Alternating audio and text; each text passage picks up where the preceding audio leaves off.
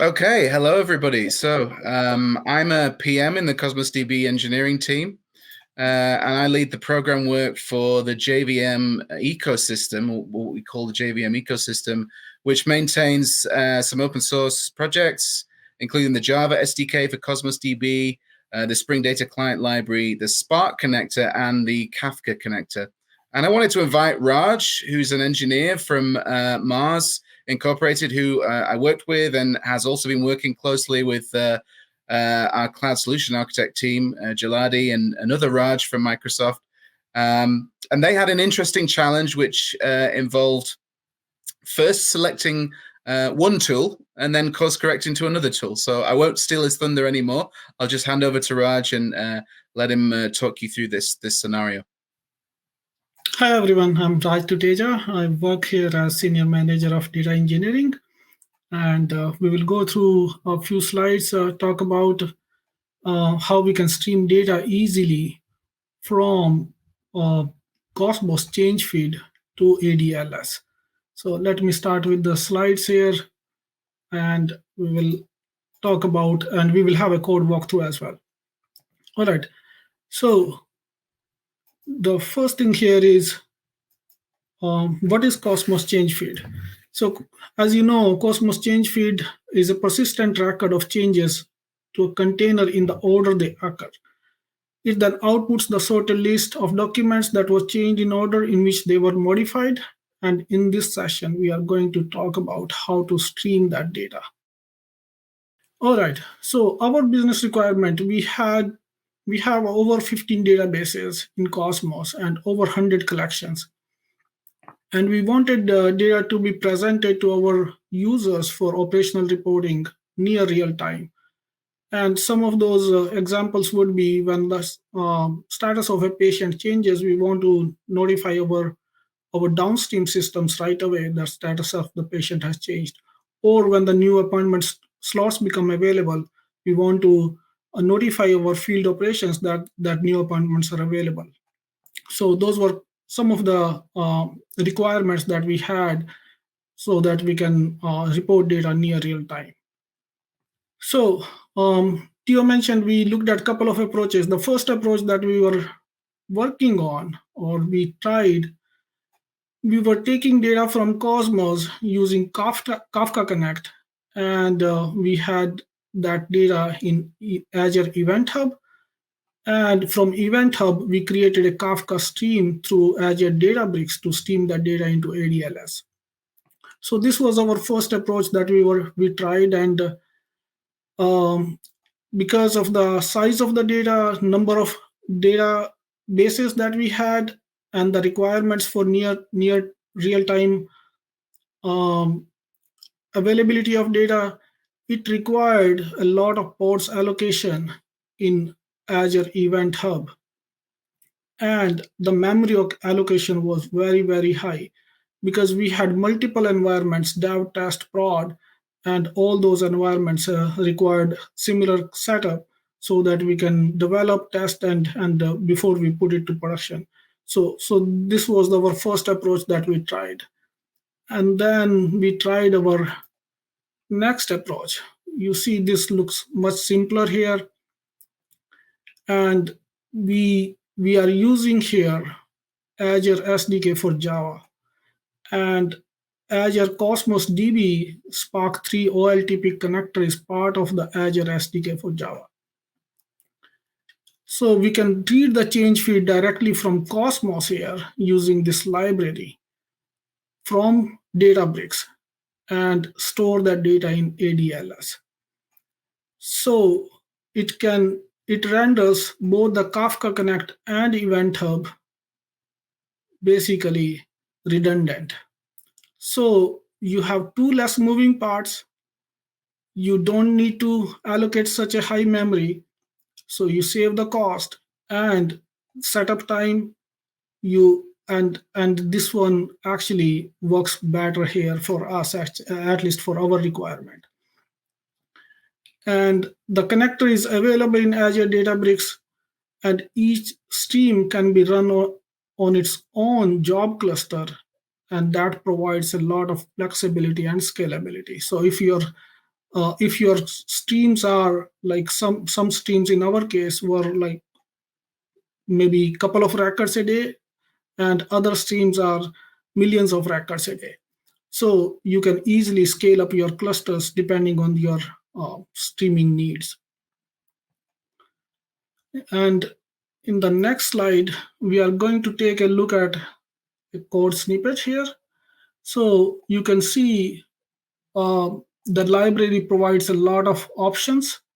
So we can go through those options here, some of them. The first one here, you see we just need to provide the Cosmos account endpoint, the account key, how to connect so it can authenticate and authorize you, which database you are pulling data from, the container that you are pulling data from. And if your setup is in a private network, then you need to set the gateway mode. And there are quite a few other options how you can stream data, from which point you want to start, and all those configuration options are very well documented. And here you see you just need to do spark.read stream and pass your options, the read options here, and you can start streaming data. So once you have your data frame created that is reading data, you can write that data frame with the write stream options here. And so it works very well out of the box. So you have these options available, and the configuration options that we are going to talk about are very well documented. As I said, you can go through these links here. So the configuration parameters, and there are quite a few samples available here, and some of the main documents on Microsoft website that can be helpful as you implement these changes.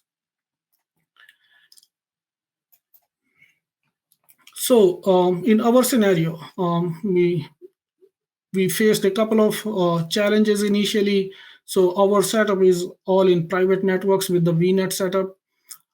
So we had to set up that gateway mode I mentioned earlier to true, so that it passes data or it passes the data through the firewalls and uses port 443. Otherwise, it can use multiple ports from Cosmos.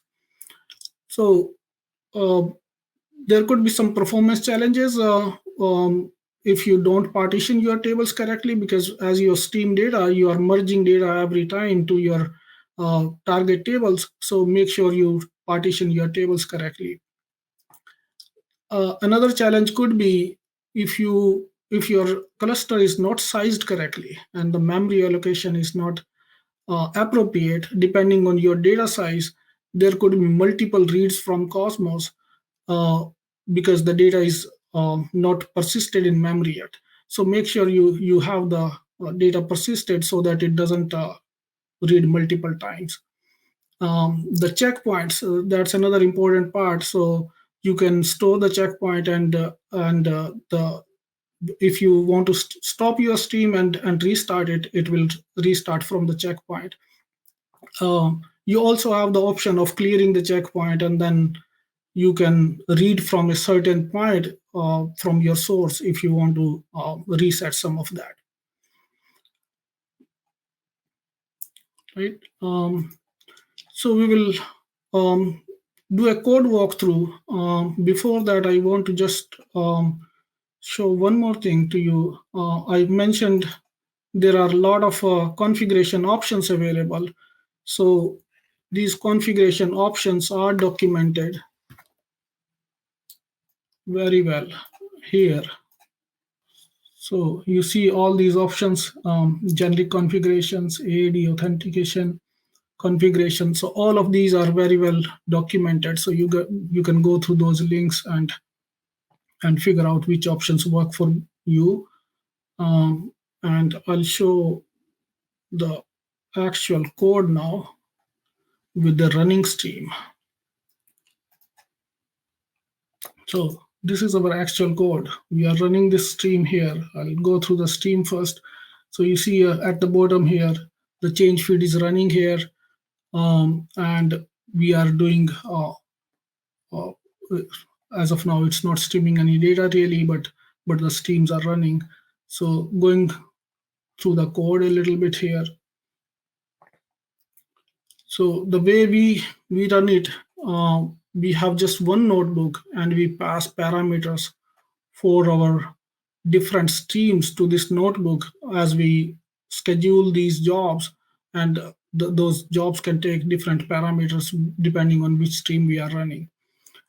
The first one here you see, we have the unique keys identified, what mode we want to run. So we are passing all those parameters, reading these parameters here. So this is our actual code running in our production environment.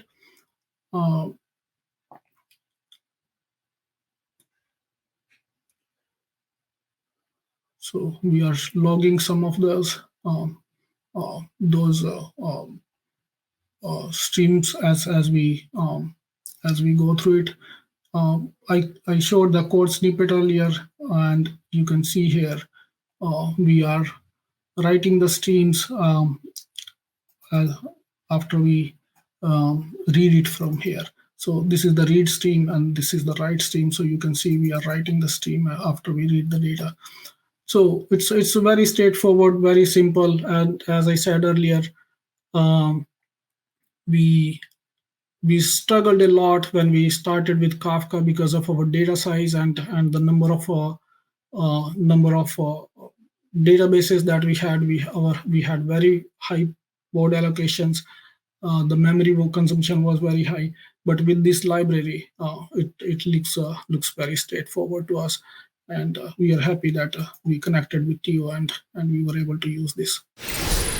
Okay, thank you very much, Raj. I really appreciate you taking the time to show your work and to show how you solved this problem and the steps that you take and that you took and how you had to navigate through one thing and then course correct to another thing and how that worked out for you. So I really appreciate that.